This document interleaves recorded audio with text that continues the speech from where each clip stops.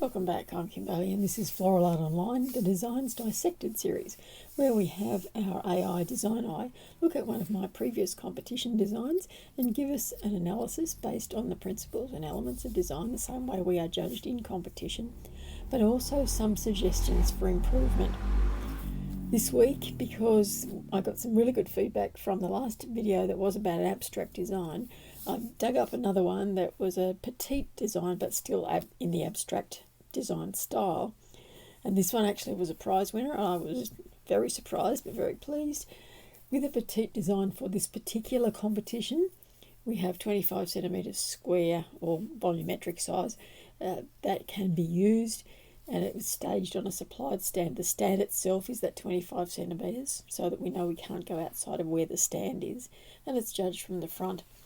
I will remind you that if you are doing petite or miniature designs, check the show rules and check the judging rules to ensure that you have the right sizing, because this particular competition uses a set of rules that are not very different, but they are different to the regular sizing that I'm used to for a petite design. So this is actually a little bit larger. The other competition that I most commonly enter is 23 centimetres, and you mightn't think that that's very much difference, but you can see with my design that I'm not used to having that extra little bit of space, and so I've kept it almost within the 23 centimetres, knowing that it definitely wouldn't go larger than the 25. And what I do with both petite and miniature designs is that I have a template that is the size that I place over. It's just made out of core fruit. You can do it with cardboard, and it's just I place it over the design so I know I'm within the size restrictions. So it's very useful, a little bit of kit to have in your tool bag. So for this design, I have put a tatamied mat at the base, and it's made out of the inflorescence of some palm trees, just joined together using that tatami technique. And then I have split a Gaimea lily leaf, so it's a native Australian leaf, much like a flax leaf, but probably a little bit stiffer. Double-sided tape on the inside, so it's double-sided, the leaf itself, and just bent it in whatever shape I felt like at the time.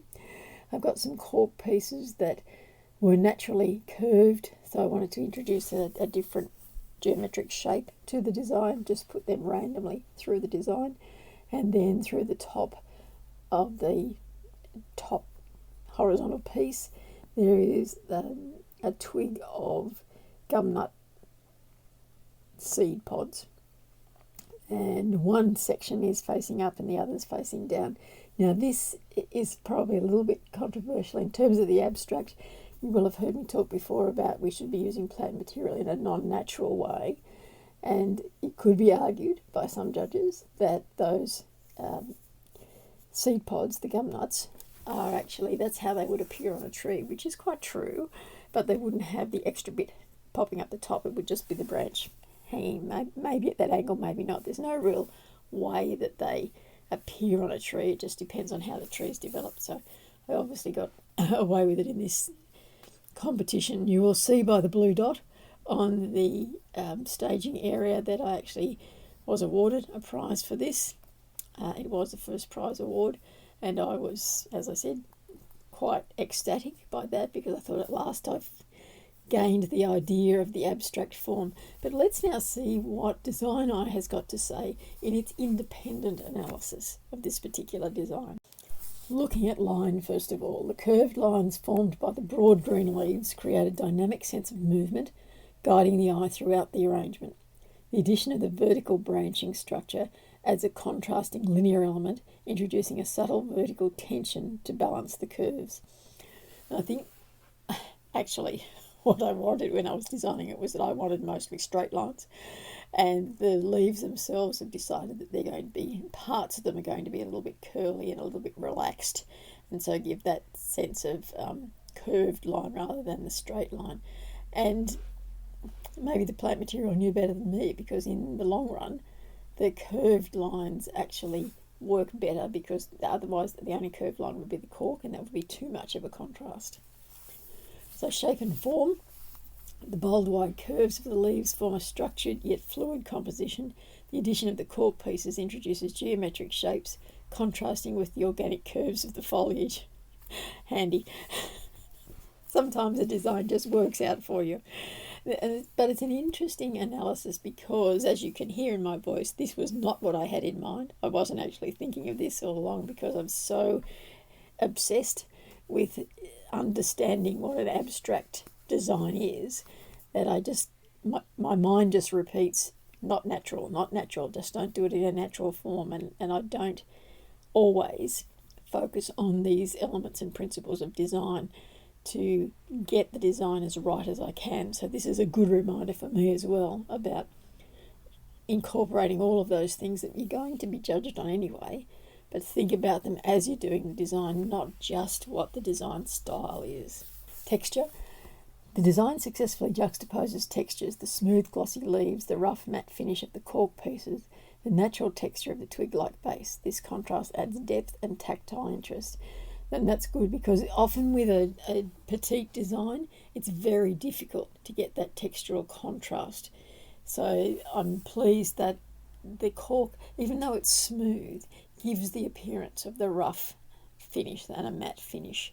So that's another one to keep in mind, is that if you're looking for that contrast of textures and you've got lots of things that are smooth and glossy, a little bit of cork goes a long way. Colour.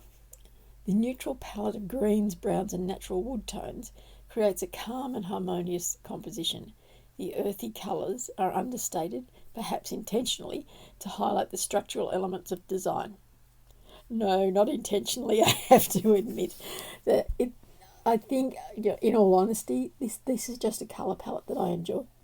Because I enjoy working with Australian natives, and this is the colour palette mostly for Australian natives, the bulk of the natives that I work with, this is the one that I'm most comfortable with, that I can work the best with. So there was no intentionality in keeping this colour palette and keeping it understated. I just think that it was the natural way I work.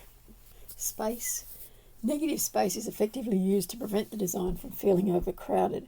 The space between the loops of the leaves and the placement of the cork allows the viewer to appreciate each element individually. When I look at it now, I am concerned about the space towards the base of the design. I just think it looks a little bit overcrowded and you can't quite see the twig base that I've used there. But we'll see what DesignEye tells us in its recommendations for improvement. The balance. The arrangement achieves asymmetrical balance with the looping leaves anchoring one side, while the vertical branching element provides visual weight on the other. The lightweight cork pieces help balance the design without overwhelming it.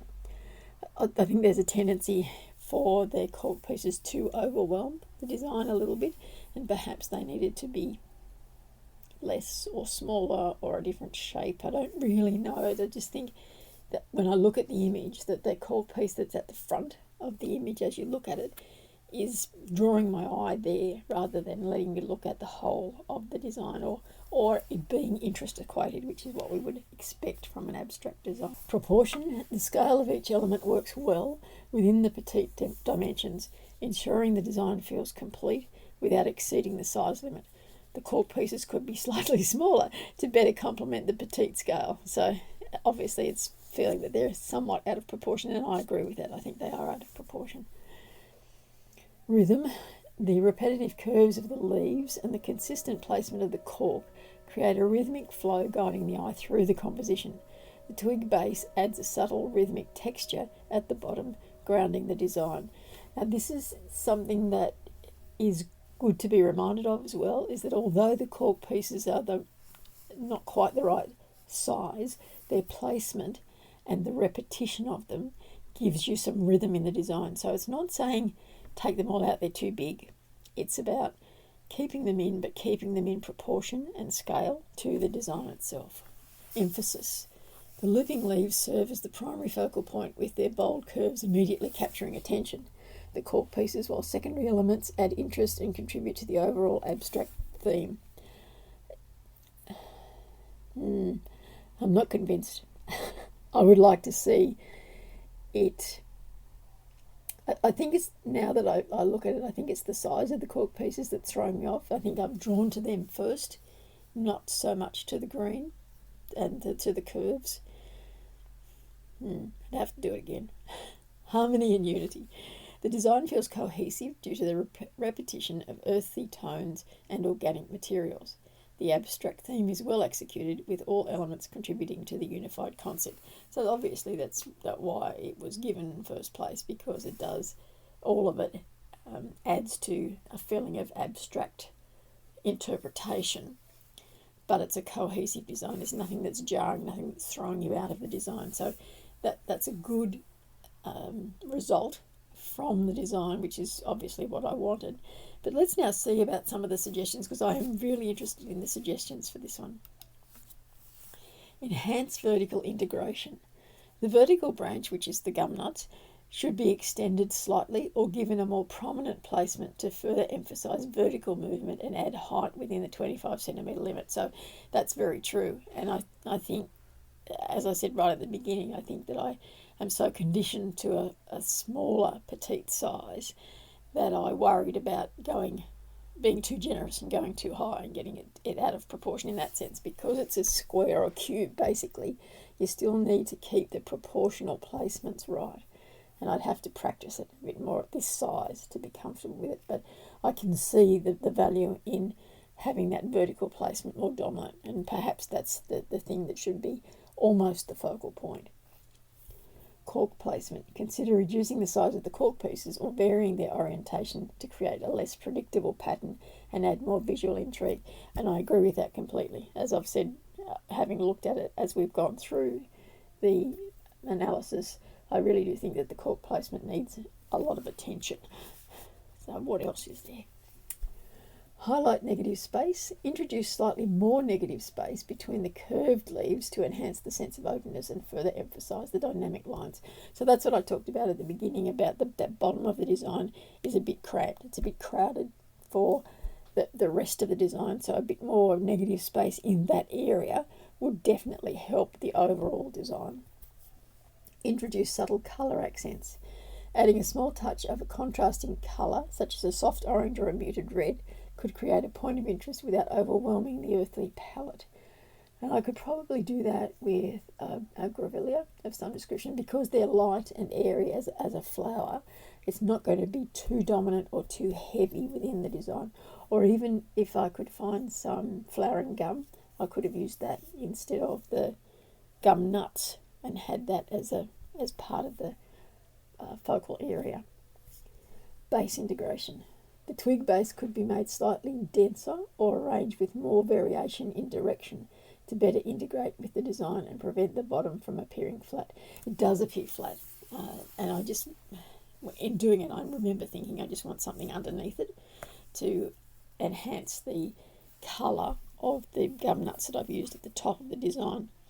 So yes, varying the lengths of that tatami mat, or having them go in different directions, or cutting the edges so that it was a bit more angular, or having it as a circle, or a curve, even a wave shape, to enhance the curves of the cork would have helped with that design. So overall, the design successfully meets the petite scale requirements while conveying a strong sense of movement, rhythm and texture. The use of natural materials and a neutral palette creates a harmonious composition, while the abstract theme is well executed. With slight adjustments to the cork size, vertical integration and negative space, the design can achieve an even greater level of refinement and visual impact. And I think that's very true.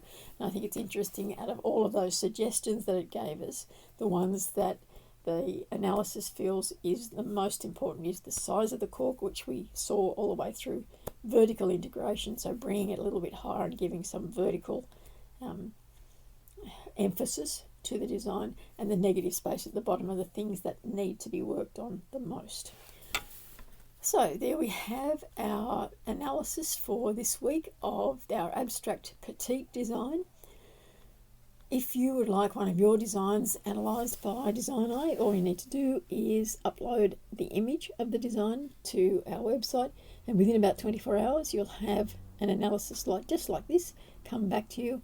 Each of these analyses is looked at by a human judge as well, just to make sure that it's going to make sense to you, and that there might be some areas where they can suggest a little bit more information as well, to help you understand and to help you on your journey through floral art.